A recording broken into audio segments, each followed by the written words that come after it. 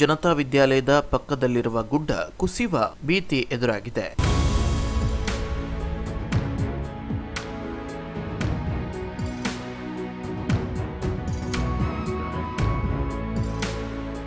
ಅಂಕೋಲಾ ತಾಲೂಕಿನ ಶಿರೂರು ಗುಡ್ಡ ಕುಸಿತದಿಂದಾಗಿ ಜಿಲ್ಲೆಯ ಜನ ಬೆಚ್ಚಿ ಬಿದ್ದಿದ್ದು, ಇದೀಗ ಹಲವೆಡೆ ಗುಡ್ಡ ಕುಸಿಯುವ ಆತಂಕ ಎದುರಾಗಿದೆ. ಹೌದು, ಈ ನಡುವೆ ಕುಮಟಾ ತಾಲೂಕಿನ ದಾರೇಶ್ವರ ಜನತಾ ವಿದ್ಯಾಲಯದ ಬಳಿ ಗುಡ್ಡ ಕುಸಿಯುವ ಭೀತಿ ಎದುರಾಗಿದ್ದು, ಅಪಾಯ ಎದುರಾದ್ರೆ ಮಕ್ಕಳಿಗೆ ಹೊಣೆ ಯಾರು ಎನ್ನುವ ಪ್ರಶ್ನೆ ಎದುರಾಗಿದೆ. ಕುಮಟಾ ತಾಲೂಕಿನಾದ್ಯಂತ ಇಂದು ಬೆಳಿಗ್ಗೆಯಿಂದ ಅಬ್ಬರದ ಮಳೆ ಜೋರಾಗಿದ್ದು, ಜನಜೀವನ ಅಸ್ತವ್ಯಸ್ತವಾಗಿದೆ.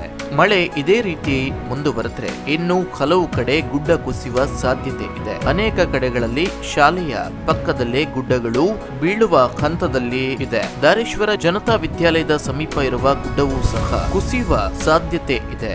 ಈ ಬಗ್ಗೆ ಸ್ಥಳೀಯರು ಕಳೆದ 1 ವರ್ಷದಿಂದ ಶಿಕ್ಷಣ ಇಲಾಖೆಗೆ ಮನವಿ ಸಲ್ಲಿಸುತ್ತಾ ಬಂದಿದ್ದಾರೆ. ಇವರಿಗೆ ಇವರ ಸಮಸ್ಯೆಗೆ ಪರಿಹಾರ ದೊರೆತಿಲ್ಲ ಎಂದು ಈ ಭಾಗದ ಸಾರ್ವಜನಿಕರ ಅಳಲು.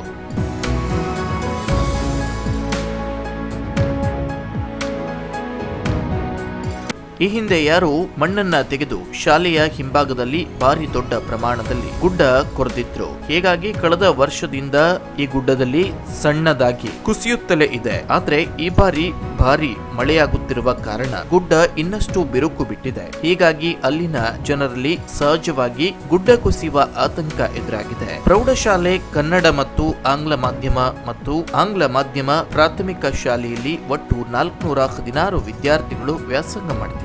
ಹೀಗಾಗಿ ಆದಷ್ಟು ಶೀಘ್ರದಲ್ಲಿ ಮುಂಜಾಗ್ರತಾ ಕ್ರಮವಾಗಿ ಸೂಕ್ತ ಕ್ರಮ ತೆಗೆದುಕೊಳ್ಳುವ ಮೂಲಕ ಮುಂದೆ ಆಗುವ ದುರಂತದಿಂದ ವಿದ್ಯಾರ್ಥಿಗಳನ್ನ ಪಾರು ಮಾಡಬೇಕೆಂಬುದು ಸ್ಥಳೀಯರು ಹಾಗೂ ಶಾಲಾಭಿವೃದ್ಧಿ ಕಮಿಟಿ ಸಂಬಂಧಿಸಿದ ಅಧಿಕಾರಿಗಳು ಒತ್ತಾಯಿಸಿದ್ದಾರೆ. Koojalli times news, Kumta.